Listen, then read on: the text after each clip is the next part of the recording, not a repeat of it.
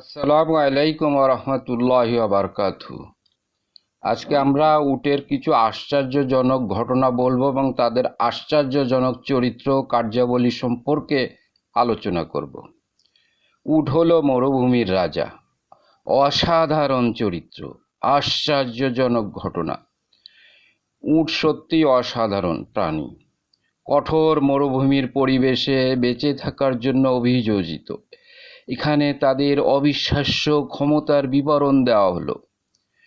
উট প্রকৃতপক্ষে কুরআন এবং হাদিস উভয়ই উল্লেখ করা হয়েছে, যা সেই সময়ে আরব সমাজের জীবনে তাদের গুরুত্ব তুলে ধরে। এখানে রেফারেন্সগুলির একটি বিশদ বর্ণনা করা হয়েছে, ধৈর্য ধরে আপনারা দেখুন এবং শুনুন। কোরআন শরীফে 4টি জায়গায় উটের কথা বলা হয়েছে প্রত্যক্ষ পরোক্ষভাবে। সূরা আল আরাফ আয়াত 72, এই আয়াতে উটকে আল্লাহর সৃষ্টি হিসাবে উল্লেখ করা হয়েছে। তাদের কঠোর অবস্থা সহ্য করার অনন্য ক্ষমতার উপর জোর দিয়ে বলা হয়েছে। আল্লাহ তাআলা ইরশাদ করেন, এবং তিনি ঘোড়া, খচ্চর এবং গাধা সৃষ্টি করেছেন তোমাদের চড়ার জন্য এবং শোভা বর্ধনের জন্য। তিনি এমন কিছু সৃষ্টি করেন যা তোমরা জানো না। এই আয়াতের ব্যাখ্যা করা যেতে পারে উটের সাথে অন্যান্য সওয়ারি প্রাণীদের অন্তর্ভুক্ত করার জন্য। সূরা আল গাশিয়া আয়াত 17 হতে 18, এখানে উটের ভরণ পোষণের ক্ষমতার দিকে নিবন্ধ করা হয়েছে।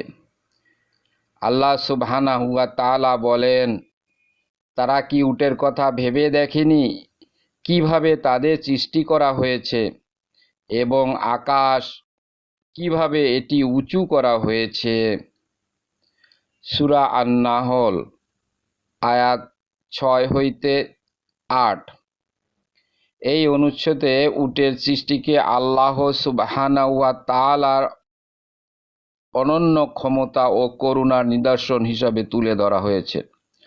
আল্লাহ সুবহানাহু ওয়া তাআলা বলেন, এবং তিনি তোমাদের জন্য গবাদি পশু, ভেড়া ও ছাগল থেকে সৃষ্টি করেছেন পানীয় এবং তাদের মাংস, চামড়া এবং পশম থেকে অনেক উপকার, এবং একটি সময়ের জন্য আপনার জীবনের জন্য আসবাব। সুবহানাল্লাহ। সূরা আল কাফ আয়াত 1 হইতে 4, এই আয়াতটি সরাসরি উটের কথা উল্লেখ করেনি, তবে কূপের সাথী এর শক্তিশালী চিত্র ব্যবহার করা হয়েছে। এখানে সালেহ আলাইহিসসালামের উটটির কথা উল্লেখ করা হয়েছে। আল্লাহ সুবহানাহু ওয়া তাআলার অবাধ্যতার পরিণতি সম্পর্কে স্মরণ করিয়ে দেওয়া হয়েছে। সুবহানাল্লাহ। উটের কথা উল্লেখ করে অসংখ্য বর্ণনা রয়েছে। এখানে কিছু উদাহরণ রয়েছে যা উটের আচরণের দিক এবং তাদের গুরুত্বর কথা বলা হয়েছে হাদিসের গ্রন্থে। উটের সাথে উত্তম ব্যবহার করার গুরুত্ব। আব্দুল্লাহ ইবনে ওমর রাদিয়াল্লাহু তাআলা আনহু হইতে বর্ণিত, নবী করিম সাল্লাল্লাহু আলাইহি সাল্লাম বলেছেন, যে ব্যক্তি একটি উট পালন করে এবং তাকে ক্ষুধার্ত রাখে, তার উপর কিয়ামতের দিন অনুরূপ উটের বোঝা চাপানো হইবে। সহিহ বুখারী। দৃঢ়তা ও সহিষ্ণুতা। আবু হুরায়রা রাদিয়াল্লাহু তাআলা আনহু হইতে বর্ণিত, রাসূলুল্লাহ সাল্লাল্লাহু আলাইহি সাল্লাম বলেছেন, মুমিনদের মধ্যে সবচেয়ে শক্তিশালী সেই ব্যক্তি যে কষ্টে সবচেয়ে বেশি ধৈর্যশীল। এই হাদিসটি প্রায়শই উটের স্থিতিস্থাপকতা ও ধৈর্যশীলতার বিষয়ে উল্লেখ করে। সহিহ আল বুখারী। বৃষ্টির কাছাকাছি আসার আলামত। ইবনে মাসউদ রাদিয়াল্লাহু তাআলা আনহু হইতে বর্ণিত, নবী করিম সাল্লাল্লাহু আলাইহি সাল্লাম বর্ণনা করেছেন, উট বাতাস সুখে বৃষ্টি আসার আলামত বুঝতে পারে। সহিহ মুসলিম। এখানে মাত্র কয়েকটি উদাহরণ এবং হাদিস থেকে ঘটনাগুলো বর্ণনা করা হয়েছে। এছাড়াও আরও বহু হাদিস আছে উট সম্পর্কে বলা হয়েছে। আমরা উটের 30টি অসাধারণ চরিত্র এবং তাদের কার্যাবলী সম্পর্কে আলোচনা করব। উট মরুভূমির মাস্টার। 1. কুজ শক্তি। উট তাদের কুজে চর্বি সঞ্চয় করে রাখে, জল নয়। এই চর্বি মজুদ কঠোর পরিবেশের মধ্য দিয়ে দীর্ঘ ভ্রমণের সময় শক্তি সরবরাহ করে। অর্থাৎ কুজ থেকে যে চর্বি থাকে সেই চর্বি থেকে সে শক্তি সরবরাহ করে। পানি ছাড়া। 2. পানি ছাড়া। উট জল ছাড়াই দীর্ঘ সময়ের জন্য যেতে পারে, তবে সঠিক সময়কাল জলবায়ু, কার্যকলাপের স্তর এবং প্রাথমিক হাইড্রেশনের মতো বিভিন্ন কারণের উপর নির্ভর করে। তবে গড়ে তারা পানি ছাড়া 2 সপ্তাহ থেকে 1 মাস পর্যন্ত বেঁচে থাকতে পারে। তবে এটি হলো একটি চাপপূর্ণ অবস্থা এবং জল পাওয়া গেলে তারা মরিয়া হয়ে জল খোঁজার কাজে লেগে পড়ে। কিন্তু তাদের অক্সিজেন চেম্বার আছে। অক্সিজেন ছাড়া সকল জীবের মতো উটও বেঁচে থাকতে পারে না, তবে উটের একটি বিশেষ অক্সিজেন চেম্বার আছে। সেই চেম্বারে সে অক্সিজেন জমা করে রাখে। যখন মরুভূমিতে ঝড় হয় তখন উট মুখ বালুর মধ্যে ডুবিয়ে রাখে এবং তার অক্সিজেন চেম্বার থেকে অক্সিজেন নিয়ে সে বেঁচে থাকে। 4. দৌড়ানোর গতি। উট ঘোড়ার মতো দ্রুত দৌড়ায় না।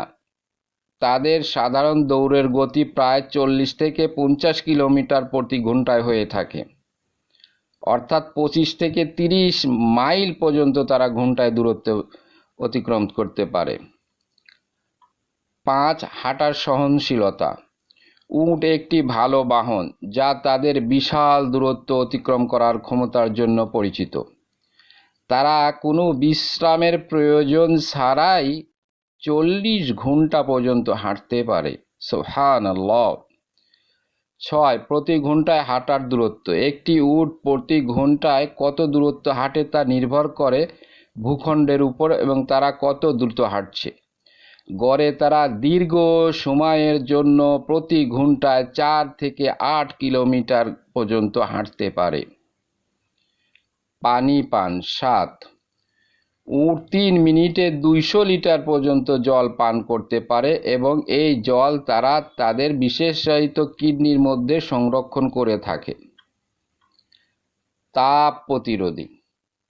সুবহানাল্লাহ। 8. তাপ প্রতিরোধী। উট ঘামের আগে শরীরের তাপমাত্রা 41 ডিগ্রি সহ্য করতে পারে, অর্থাৎ 41 ডিগ্রি পর্যন্ত তার শরীরে কোনো ঘাম আসে না। 41 ডিগ্রির পরেই তার শরীরে ঘাম আসে, তবে সে পানি খুব কম বের করে। 9. 4 লেগস স্যান্ডস্কিস। তাদের চওড়া প্যাডেড ফুট স্নো শুজের মতো কাজ করে। বালির উপর সমানভাবে ওজন বিতরণ করে যা তাদের ডুবতে বাধা দেয়।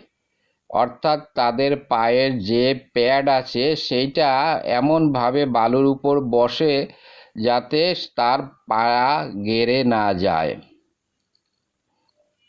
10. Self cleaning eyelashes. উটের চোখে 3টি চোখের পাপড়ি থাকে, লম্বা মোটা পাপড়ি যা বালির বাইরে রাখে এবং চোখ পরিষ্কার করে। 11. চেরা নাক। তাদের সরু চেরা সদৃশ নাসিকাগুলি বালু যাতে নিঃশ্বাসের মধ্যে ঢুকতে না পারে সেইভাবে বিশেষ ডিজাইনে আল্লাহ সুবহানাহু ওয়া তাআলা তৈরি করেছেন। 12. লবণাক্ত থুতু। উট তাদের নাকের ছিদ্র দিয়ে অতিরিক্ত লবণ বের করতে পারে এবং সাদা ফেনা আকারে এগুলি বের হয়ে যায়। 13. Desert ship. উট তাদের শক্ত বহু কক্ষযুক্ত পেট থাকে যা মরুভূমির বিভিন্ন কাঁটাযুক্ত খাবার খেয়ে তার পেটের বা মুখের কোনো সমস্যা হয় না, অর্থাৎ কাঁটাযুক্ত খাবার সে অনায়াসে খেতে পারে। 14. Recycling champions. উট তাদের গোবর থেকে পানি শোষণ করতে পারে যাতে বর্জ্য খুবই কম হয়। 15 সামাজিক প্রাণী। উট সুরক্ষা এবং সহচর্যের জন্য পালের মধ্যে বসবাস করে, একা বসবাস করে না। 16 নীরব যোগাযোগকারী। উট একে অপরের সাথে যোগাযোগ করার জন্য খুব অল্প শব্দ ব্যবহার করে এবং স্বল্প শব্দ দিয়ে একে অপরের সাথে যোগাযোগ করে। 17 ভোকাল এক্সট্রিমস। তারা আক্রমণাত্মক এনকাউন্টারের সময় উচ্চ স্বরে ডাকে এবং হিস হিস শব্দ করে। 18 মিউজিক্যাল নিস। উট হাঁটু গেড়ে বসার সময় উট তাদের হাঁটু ছড়িয়ে দেয়, সম্ভবত যোগাযোগ ও যৌথ তৈলাক্তকরণের জন্য এই কাজ করে থাকে। 19 মরুভূমির